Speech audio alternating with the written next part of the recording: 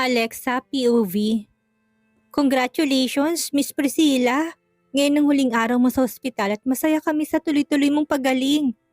Nakangiting wika sa akin ng nurse na nag-aalaga sa akin sa nakalipas na halos 2 buwan. Pagkatapos ng matinding trahedya na nangyari sa buhay ko, heto ako ngayon. Lalabas na ng ospital na malusog at malakas na kagaya ng dati. Napag-usapan na namin to ni Luther at masaya ko dahil pumayag siya. Sa wakas, makakalaya na din ako sa isang toxic na relasyon. Makakakilos na ako ng maayos nang walang iniisip na baka may magalit sa akin. Thank you, Nurse Edna. Mamiss ko kayo. Nakangiti ko ding sagot sa kanya. Ganon din kami. Basta ang mga gamot mo, wag na wag mong kalimutang inumin.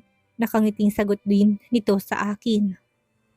Isang masayang pagtango ang naging sagot ko hanggang at sabay pa kaming napatingin ni Nurse Edna nang bumukas ang pintuan ng private room na naging tahanan ko din sa halos 2 buwan.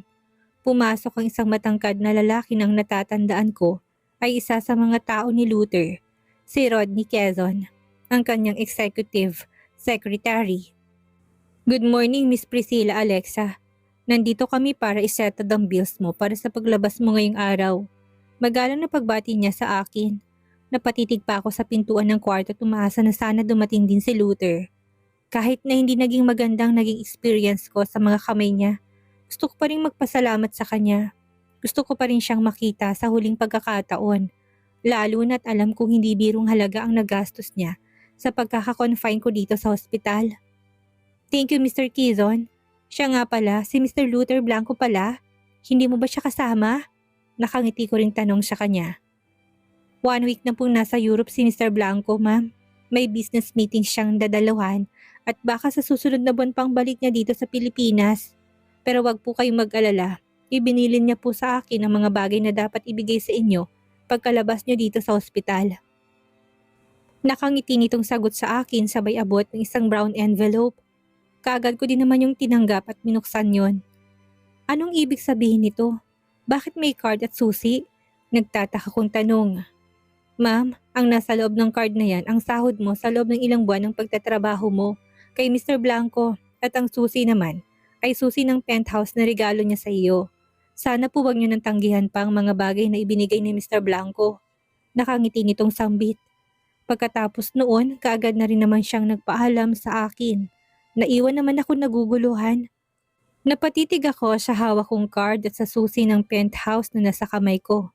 Aminado ako sa sarili ko na natatakot akong lumabas ng ospital dahil walang-wala din ako. Kahit na 5 duling wala akong hawak at ang laman ng debit card na binigay sa akin ngayon ni Mr. Quezon ay malaking bagay para makapagsimula ako ng panibagong buhay. Pero hindi ang penthouse. Hindi ko kailangan ng isang magarang tahanan, lalo na't wala naman akong balak na tumira na dito sa Metro Manila. Mas gusto kong lumayo na muna. Malayong malayo sa posibleng magiging anino ng nakaraan ko, nang sa ganun ituluyan ko ng makalimutan ang nakaraan. Miss Priscilla, settled na ang bills mo at pwede ka nang lumabas. Nakangiting imporma sa akin ni Nurse Edna. May mga papel siyang ibinigay sa akin na kaagad ko rin namang tinanggap. Discharge papers. Ito at malaya na ako makalabas dito sa ospital. Kasabay ng paglabas ko dito sa ospital ay ang tuluyan ko ring paglaya mula sa mga kamay ni Luther. Hipokrita ako kung hindi ko aaminin sa sarili ko na hindi ako nalulungkot sa paglayo kong ito sa kanya. Naging bahagi ng buhay ko si Luther at simula noong nag-live-in kami. Naging mabait naman siya sa akin. Nagbago lang talaga ang lahat noong party sa mansyon. Naranasan ko sa mga kamay niya ang kalupitan at hanggang ngayon patuloy pa rin naging laman ng panaginip ko ang masakit na pangyayaring yon. Ang paglayo mula sa anino niya ang alam kong paraan para tuluyang makalimot. Mag-uumpisa ulit ako ng panibagong buhay. Gusto kong mag-focus na muna sa pag-aaral para matupad ang hiling ng namayapa kong ina. Iyon ay ang makapagtapos ng pag-aaral. Luther POV. Tahimik akong nakaupo dito sa loob ng sasakyan habang nakatanaw kay Priscilla na nasa gilid ng kalsada na nag-aabang ng masasakyan. Kanina ko pa pinipigilan ng sarili ko na lapitan siya. Naisakay siya sa kotse para hindi na siya mahirapan pat iuwi sa penthouse. Ngayong araw ang paglabas niya sa ospital at simula din ngayong araw, hindi ko na siya pwedeng lapitan. Yun ang hiling niya sa akin na kailangan kong sundin para mapagbayaran ng kahit na kaunti ang kasalanang nagawa ko sa kanya. Masakit sa kalooban. Sobrang sakit at ngayon ko lang ito naramdaman sa isang babae. Siguro nga mahal ko na siya. Mahal na mahal ko na siya at hanggat maaari, ayaw ko na sana siyang mawala pa sa piling ko. Pero masyado nang masakit sa kanyang mga nangyari sa amin at lalabas na wala akong kwentang lalaki kung pipilitin ko pang manatili siya sa tabi ko na hindi naman pala siya masaya na. Masakit man sa damdamin pero kailangan ko na siyang pakawalan para sa sarili niyang kaligayahan. Tinanggap niya bang mga pinabibigay ko sa kanyang mga regalo? Seryosong tanong ko kay. Yes, boss. Pero yung susi ng penthouse gusto niya sanang ibalik sa'yo dahil wala naman daw siyang balak na tumira doon. Hinanap niya din kayo sa akin pero sinabi kong nasa Europe kayo para sa business tour. Sagot naman kagad ni Luke. Malungkot naman ako na pangiti. Anong sabi ng doktor niya? Tanong ko naman kaagad. Nasa maayos na kalusugan na si Miss Alexa pero kailangan niya pa rin nang ituloy-tuloy ang pag-inom ng mga gamot niya. I think aware naman si Miss Alexa tungkol doon kaya wala nang dapat nang ipag-alala. Sagot naman niya sa akin. Hindi ko pa nga mapigilan ang mapatuwid ng upo nang mapansin ko na tuluyan na sumakay si Priscilla sa taxing huminto sa harapan niya. Dali-dali kong inutusan ng personal driver na sundan ng nasabing taxi na kaagad namang tumalima. Mag-hire ka ng mga taong pwedeng magbantay kay Priscilla. Buong oras at kahit na wala na siya sa poder ko, gusto ko pa ring malaman ang mga ginagawa niya. Gusto ko pa ring may magbabantay sa kanya para sa kaligtasan niya buong oras. Seryosong sambit ko. Masusunod po, boss. Kaagad na din naman sagot ni Lance. Imbis na sa penthouse, dumiretso si Alexa. Nagulat na lang ako nang patungo sa dati niyang tahanan ng tinatahak na daan ng taxi na sinasakyan niya. Tahimik lang kaming nakasunod hanggang sa huminto ang taxing sinasakyan nito sa mismong tapat ng makipot na iskinita patungo sa dati niyang bahay. Boss, mukhang walang balak na bumalik ng penthouse si Ma'am Alexa. Narinig kong sabi ni Ike. Isang malalim na buntong hiningang pinakawalan ko bago ako tumango-tango. Kung gano'n na alis na tayo. Pero bago yan, mag-iwan ka ng mga taong magbabantay sa kanya sa lugar na yan. Masyadong magulong area na yan at baka mapahamak si Priscilla. Seryoso kong utos dito. Kaagad naman tong tumalima, bumaba ng kotse si Lance at lumipat sa kabilang sasakyan. Kaagad ko namang inutusan ang driver ko na mag-drive pa uwi ng villa. Masyadong mahabang araw ko. Halos alas 3 na ng hapon at simula kaninang umaga, nasa ospital na ako. Nagbabantay sa paglabas ni Priscilla. Katakot-takot na pagpipigil din ang ginawa ko na lapitan siya. Pagdating ng villa, diretso ako ng wine bar at kumuha ng alak. Pagkatapos noon, bit-bit ang bote ng alak, diretso ako naglakad ng kwarto at naglock ng pintuan. Gusto ko mapag-isa, gusto kong damdamin ang unang kabiguan ng pag-ibig. Ngayon ko lang din lubos na napatunayan na kahirap pala ng ganito. Nandyan lang sa paligid ng babaeng iniibig ko pero napakahirap niya palang lapitan. Napakahirap niya ng angkinin. Saksi ang 4 na sulok ng kwarto ko sa malakas kong panaguhoy. Hinayaan kong sarili ko na umiyak ng umiyak. Hinayaan kong sarili ko na maramdaman ang sakit ng damdaming dulot ng kabiguan. Nagpakalunod ako sa alak hanggang sa hindi ko na namalayan pa ang oras. Ni hindi ko na nga din namalayan na nakatulog na pala ako dahil sa matinding kalasingan. Basta na lang akong nagising na maayos na ako nakahiga sa kama at ang unang bumungad sa pagdilat ng aking mga mata ay ang nag-aalalang mukha ni Mommy. Ano po ang nangyari? Nagtataka kong tanong kasabay ng pagkirot ng sentido ko. Nadatnan kitang lasing na lasing dito sa loob ng kwarto mo, Luther. Ano bang nangyayari sa'yo? Sinabi sa akin ng mga kasambahay mo na ilang araw ka na daw walang ibang ginawa kung hindi ang magpakalango sa alak. Seryoso niyang tanong sa akin. Hindi naman ako nakaimik. Dahil ba ito kay Priscilla, Alexa? Seryosong tanong niya sa akin. Tulala naman ako napatitig sa kanya. Kung siya ang dahilan, bakit mo hinahayaan ang sarili mo na malunod sa kalungkutan? Bring her back, utos niya sa akin. Malungkot naman akong napangiti. Yeah, madaling sabihin pero mahirap gawin. Lalo na at sobrang nasaktan ko si Priscilla. Ma'am, anong ginagawa niyo dito? Seryosong tanong ko. Dinadalaw ka, Luther. Anak pa rin kita at siguro naman ay may karapatan ako para alamin ang kalagayan mo. Seryoso niyang bigkas. Lilipas din ito, ma'am. Hayaan niyo na muna ako masaktan at magdusa sa mga pagkakamaling nagawa ko. Seryosong sagot ko. Hayaan? Halos patay mo ng sarili mo sa kakainom ng alak tapos niya lang ang sasabihin mo sa akin. Nahayaan ka? Seryosong sagot niya. Isang malalim na buntong hininga ang pinakawalan ko bago ako tuluyang bumangon ng kama. Naglakad patungo sa may bintana at hinawi ang makapal na kortina. Pagkatapos noon, dinampot ko ang aking sigarilyo at nagsindi. Iyan tayo. Kagigising mo lang pero yung bisyo na kaagad ang inaatupag mo. Luther naman, hindi pwedeng ganyan ka palagi. Muling bigkas ni Mommy. Tumitig ako sa kawalan bago malungkot ako napangiti. Yeah, bisyo. Bisyo at ito lang ang masasandalan ko sa ngayon. Hindi siya mawala sa isipan ko hanggang ngayon. Nagsusumigaw pa rin sa puso't isipan kong katotohanan na labis ko siyang sinaktan. Seryosong bigkas ko. Hindi naman nakaimik si Mommy. Nakatitig lang siya sa akin bago tumayo mula sa pagkakaupo sa kama at naglakad patungo sa pintuan ng silid. Magpapahanda ako ng pagkain. Ayusin mong sarili mo at bumaba ka. Ang laki na ng ibinagsak ng katawan mo dahil sa ginagawa mong yan. Kung talagang pinagsisisihan mong nangyari, tanggapin mo na lang sa sarili mo na hindi na kayo pwede. Seryoso niyang bigkas bago siya naglakad palabas ng silid. Muling gumuhit ang malungkot na ngiti sa labi ko.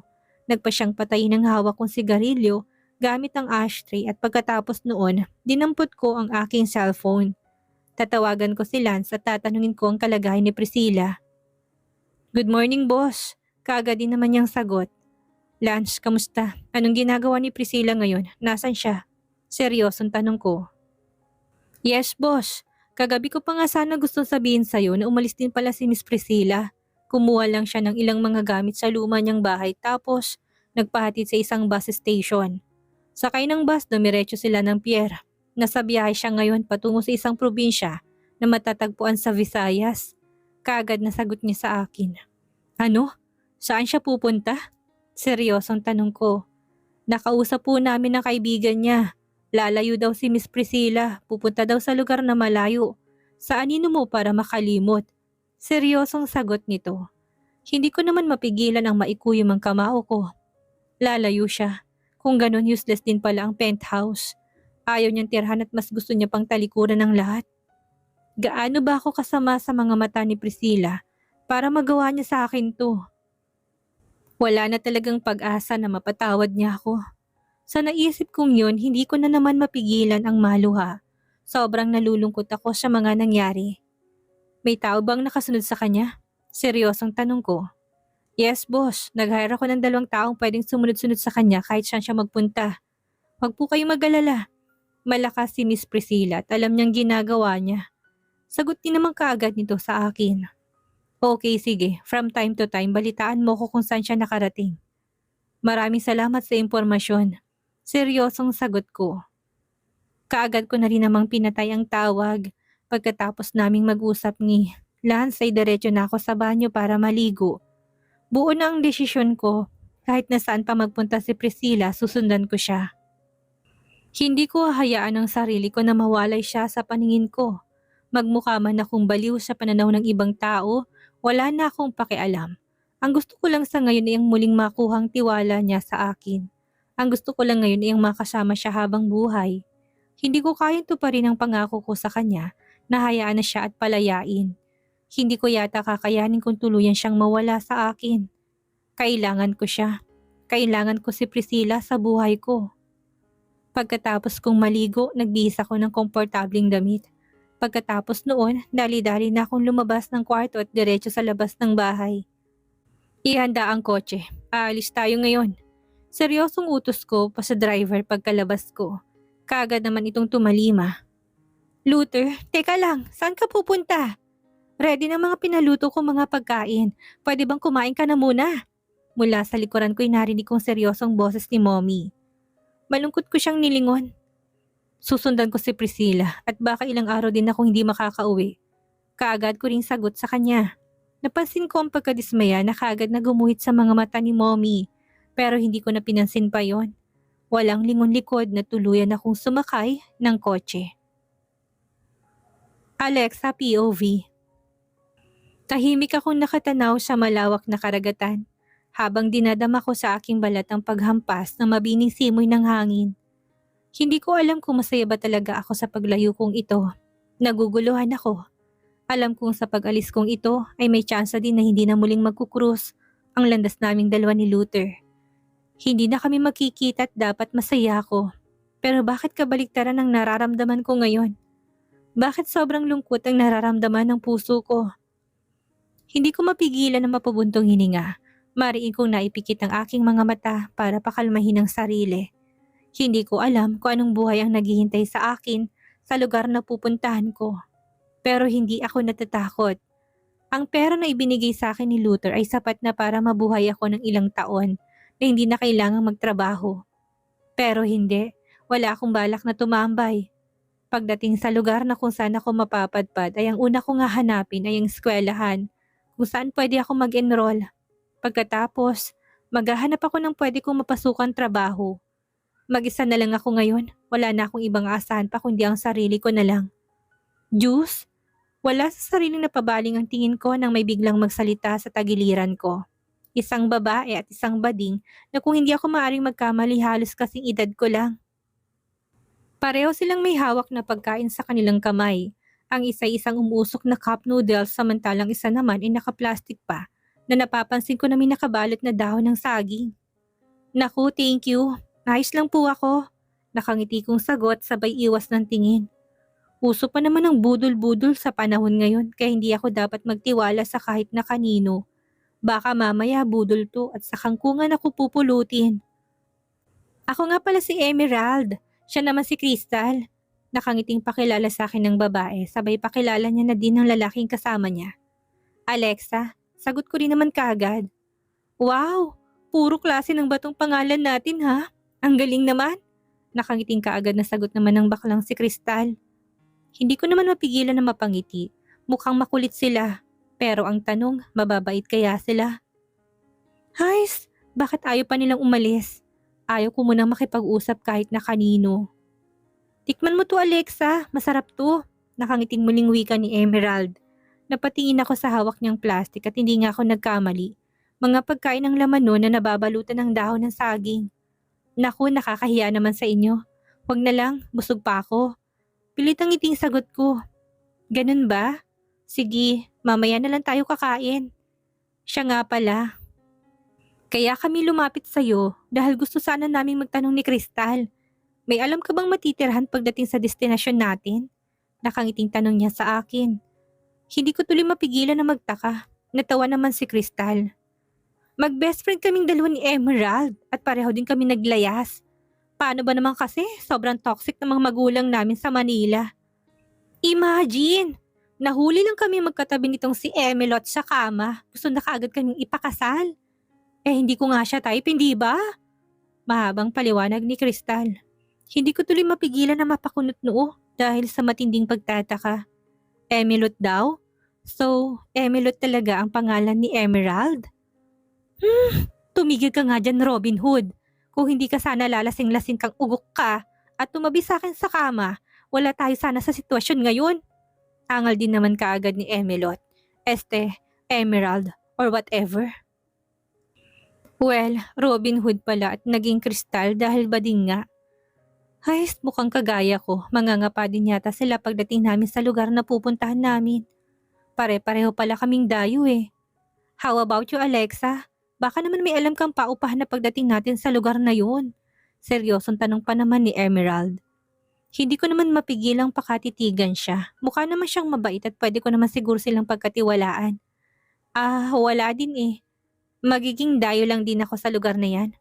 Pilit ang iting sagot ko. What? As in dayo? Gosh, naglayas ka rin ba? Namimilog ang mga matang tanong ni Crystal. Hindi ko naman mapigilan ng matawa sa naging itsura nito.